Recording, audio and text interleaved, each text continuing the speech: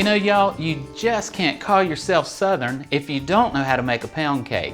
And boy, do I have a simple and easy pound cake recipe for you.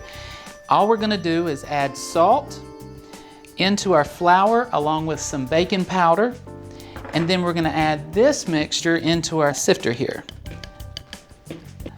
We're gonna sift it into the bowl so that it makes our flour a lot finer. And this ensures that there's no lumps or anything like that in your pound cake. There's nothing as bad as cutting into a piece of pound cake and there being lumps in it. So make sure your mixture is fine. There we go. And now we're going to move down to our mixer and we're going to add our butter and our sugar and we're going to cream those two items together. We're using a ½ pound of butter and of course our sugar. Then we're going to start processing. Now after we've creamed our butter and our sugar together, we're going to add our 2 eggs. And we're going to break them on the side of the counter and add the eggs to our bowl just to make sure that the eggs are fresh.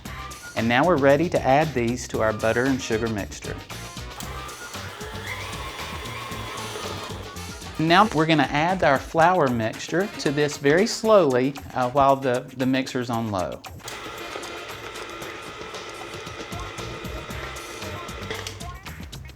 And now we're ready to grease our pan with a little bit of butter.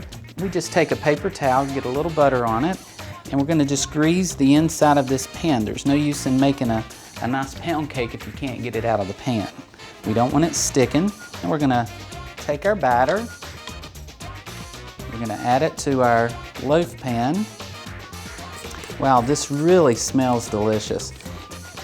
We're going to smooth this down, and now it's ready for a 350-degree oven. You know, I can smell that pound cake cooking. I better check it. You know it's done when you can take a toothpick or one of these skewers and insert it into the cake. If it comes out clean, you know it's done. And now that we've pulled our pound cake out of the oven, we want to handle it very carefully because this is still hot. Hold it from the bottom if you can and just tilt it over and pull that out.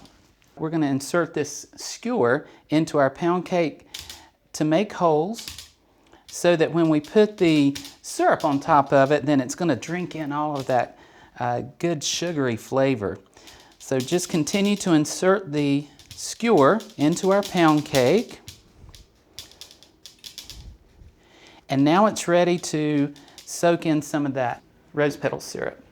You want to drizzle it on slowly. Allow it to absorb into the cake. You want to make sure you get more into the cake than you do on the pan. And gradually it'll drink it all in. You know, generally I use just a simple syrup when I make this recipe.